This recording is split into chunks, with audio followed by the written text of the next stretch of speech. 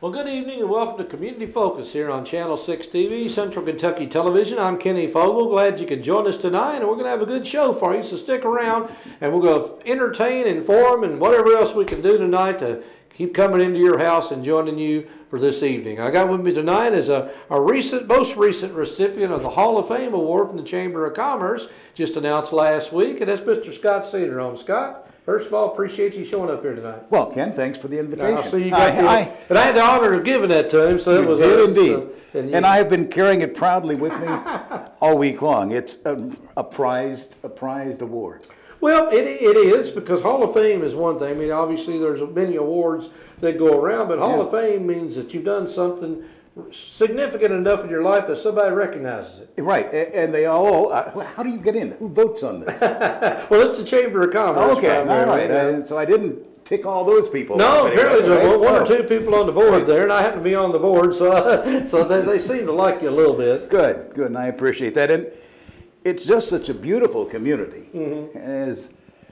As you know from past history, when Tom, Isaac, and I came here in late '66 with the radio station there, and the people were so nice then. They're still nice 50 plus years later, so and it's just a lovely community to work in, and so many good people that you like to help them as best you can. Yeah. Well, let's go back a little bit before that 50 years. I mean, obviously you started out somewhere before you got here. Now, what got you into the broadcasting business? And tell us a little bit about the young Scott Cederholm. The young Scott Cederholm. I was talking to my cousin, who was closing in on my age. We had a little family type reunion, and we lived in a double. She lived on her and family lived on one side of the house and mine on the other. And she says, I remembered Scott. He was in the bedroom, had his little radio on, heard him till all hours of the night, listening to sports broadcasts and trying to imitate those guys, right? And I did. I was going to be the next Kaywood Ledford, right? I figured it was my shot. And I took up sports broadcasting. Early on in high school, I went to WFBM radio in Indianapolis, and they put me on the air on a Saturday morning. And then from there, we went to college at Butler University, worked on the station there. Got into television at WISH TV 2 years after they started broadcasting. Opened the station up, WLWI in Indianapolis. That's one of the Crosley stations at the time.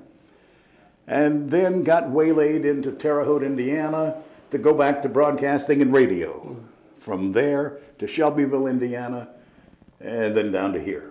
Right. So you couldn't hold a job. Absolutely right. Yeah. So many people in broadcasting, you talk to them, and they say, I've had 12 jobs, I've been married 6 years, right? Or I've had 12 jobs, been married 12 times. I don't know which.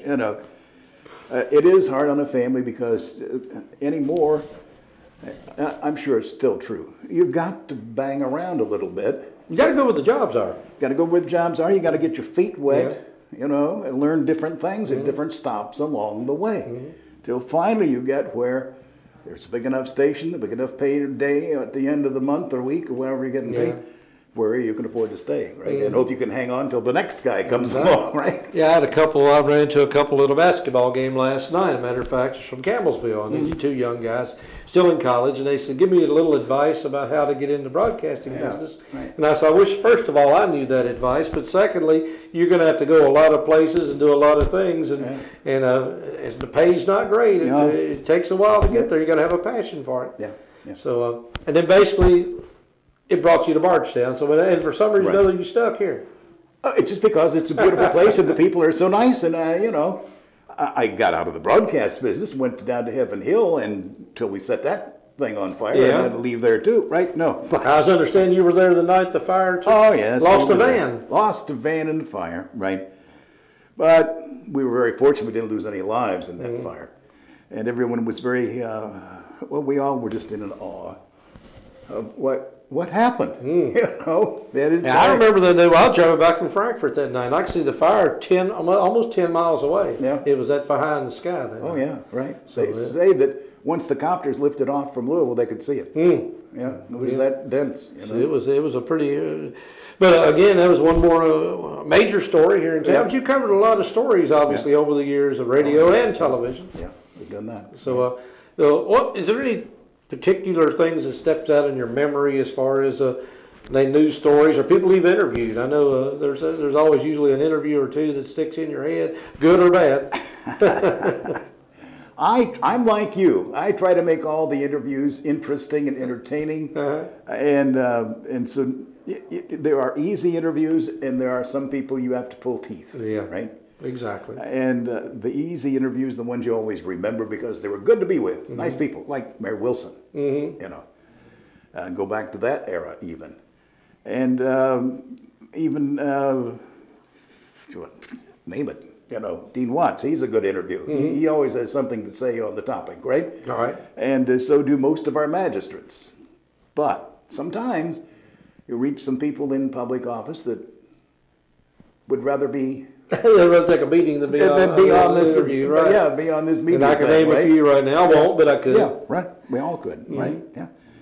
But most of the people, and even though they may not do well on an interview, they're still your friends, and they still will do anything they can for you, right? Oh, it's just that they're out of their medium, exactly. right? Yeah. Exactly. And they're out of their element, really, right? But so that's how we kind of got to be here. For 7 years, I worked with the SHIP program, Senior Health Insurance Program. Carol Baldwin runs that out of Lincoln Trail. That's the special open enrollment for seniors 65 and older. We try to help them figure out what kind of health plans they need.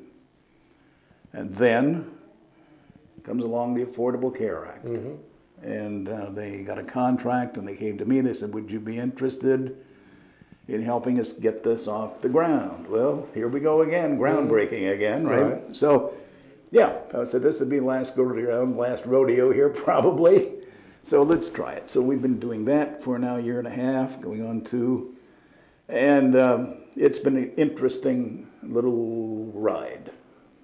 Well, let's go into the Affordable Care Act just a little bit, since that is what your current project. And is it working? I mean, in Kentucky, it seems the numbers say it's working, but to you're on the front lines of it. Are people signing up to get insurance that need insurance?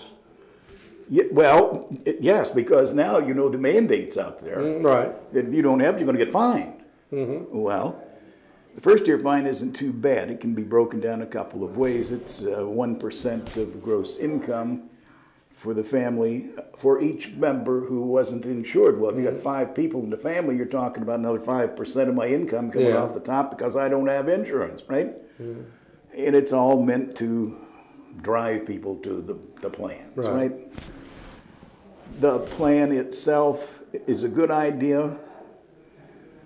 And like all plans out of the box, including Social Security, it needs tweaking.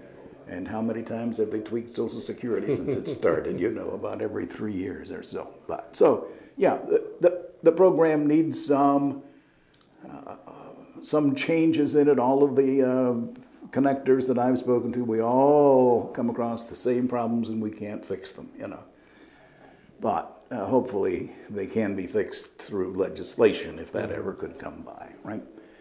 But yeah, people are getting it, people who've never had insurance before. I mean, I run into a lot of rural families. They come and they talk to me and they say, well, you know, we have never had insurance. What did you do when you were sick? Well, we took a dozen eggs and went, 3 miles down the road, and the doctor would see us, right? Well, those days are pretty well gone. Yeah, they don't take many eggs anymore. No, they don't take many eggs anymore. And when you do sign them up, and if they're limited income, they get the Medicaid, expanded Medicaid insurance, which costs them maybe a minimal amount of money, $1, $2, or $3 when you go to the doctor, and for prescription drugs, and they're just so happy. You see tears in their eyes. I can go to get taken care of? Yeah. I said, you certainly can. Thank you, thank you. Well, that makes you feel good, you know? Yeah. And of course, there are others who say, I don't want to buy it, but I've got to. Yeah. So what have you got for me? Right? Yeah. What's the cheapest I can get out with, right? That's fine. I help them too, you know. I mean, it's all the same people. Yeah. You know? Well, you've got broadcasting, obviously, the WBRT, WOKH when it started, and PLG. You've got this going now. What's the next big project you're going? I know you're not going to say retirement because you don't know how to spell the word. Well, that's true. So like I told you the other evening, the wife had to ask me how to spell septuagenarian, right? I'm surprised we can pronounce the word. I can't. Yeah. So I don't know what's next. I think keep my fingers open and dabble in a couple of pies. What are you doing? I may come help you on the. Well, yeah, I never know what I'm doing one way, one week to the next. Yeah. And United Way 1 week, Channel 6 1 week. Right. You just go wherever the wind blows. Sometimes. That's right. You just do what you think's best for you and enjoy life. I think that's the big secret to it all. Is you got to enjoy what you're doing, and obviously, I mean, I'm sure broadcasting had to be enjoyable. I mean, you've got the voice for it. Did you have voice training, or just your natural voice there? Most of it's natural, although I had little training. Way back in high school and early college, you'd run your voice up the scale and back down the scale and up the scale again, and be sure you're looking up. You've always had a good, like I said, a distinctive voice. I know several people have sought you out to do commercials for them specifically, and that's a good tribute there that somebody will do. And I know we worked with you on radio several years ago. You were a stickler for.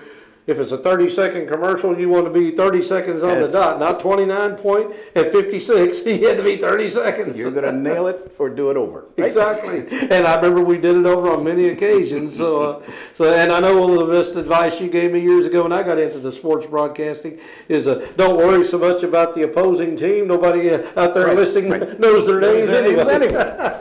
So I stopped worrying about them as much. So that's get to one team right and worry about. Yeah, if you get your home team right, you're okay. You're right. Yeah. And a guy once told me one time when in sports broadcasting, he said, "I want you to do one thing." He says, "Envision that you are a blind person listening to the radio, and you hear a basketball game being broadcast, and it's one of your favorite teams. So you, as the broadcaster, must present that game so that person who cannot see, who is unsighted, would know what's going on at the game and who was doing what."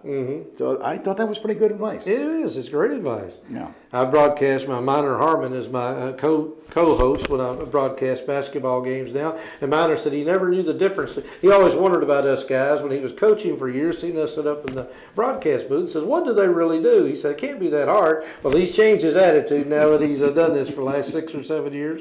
Is why we tell the color of their uniform, which way they're going, or anything else. He said, well, "Who cares?" I said, "The listener cares." That's absolutely right. The little lady who can't see wants to know, right? Yeah. And Minor's good. Oh, he's great. He has insightfulness about the game, able to give you some good points. Great interview, too. It is a great interview. Yeah, right. I admire Minor. He did a great job when he was coaching. He did a fantastic job. But he's been a tremendous help to me. But again, I know you've been doing this for years, and our mutual friend, as obviously you mentioned coming to town with Tom Isaac years ago. Tom moved away from us, and I miss him. I do too. I try to call him up every now and then just see how he's doing. But he gave me a call the other day after the award, and complimented me on that. Said, well deserved, et cetera, and so on. I thought, well, how are you doing? When are you going to come back and say hello? He doesn't come visit anymore. Oh, what's this? So again, you're here now. You've been here for quite a number of years. So I guess you've Bargstonian. You're pure Bargstonian through and through. Well, you got the Hoosier out of you anyway. I just reminisced with Milt the other evening, and he said, "Well, you've got Ned Johnson's book here, right? The Bright Sound of Bardstown." He said, and then one of the titles in there is the Hoosier Invasion. That's when Tom and I came to town. Exactly. Does that mean now that I'm accepted as a Bardstonian? I think you pretty much are. Okay, all right. Yeah, so I believe this right here pretty much. If it doesn't do anything else, it solidifies it now. So, welcome to the Hall of Fame. Like I said, that is an honor that is reserved for very few people. So I know you well deserved. Well, thank you. I'm so very appreciative. I was remiss in my remarks the other night, my brevity, right? Well, we sort of appreciate that. There was a UK game on later. That's what I thought. I said brevity might be the best expression here. But a heartfelt thanks to everyone who's responsible for making this possible, because I do appreciate it. Well, we appreciate everything you've done, and you got that for a reason. It's not a popularity contest. That's a good thing. That's a good thing. We love that. You know how that came about? No, I don't. It was over at PLG, and Kim Houston was there, and Tom. And well, Tom couldn't do the news one night. Kim says, "You fill in, you do it." And I said, "I can't do that. No, that's television. I can't do that." "Sure you can. You can do it. All you have to do is read the script. Don't worry about it." "I don't have any hair." Then I immediately glare on the guys, you know, terrible. "I can't do that, and I don't wear a wig." "Well, just put the hat on." "Oh, okay." So that was the flat hat, and I wore the flat hat, and then that's my new trademark. Your new right? trademark. Yeah, right. Yeah. Right. And now I forget to take it off, and like the other evening, had it on all evening until I took it off before I went up to receive the award. I should have worn it, I guess. You should have. Right? Yeah. I know. I hardly recognized you there. I know. Well, Scott Cedarholm here with us tonight. Like I said, our latest recipient of the Hall of Fame Award presented by the Chamber of Commerce here in Bardstown and Nelson County. And again, well deserved. And we look forward to what your next venture is going to be. So I'm glad you could be here with us tonight. Appreciate that. Thank you, Kenny. It's my pleasure. All right. Well, thank you very much. And we'll be back here in just a few moments on Community Focus here on Channel 6 TV, Central Kentucky TV. We'll be right back.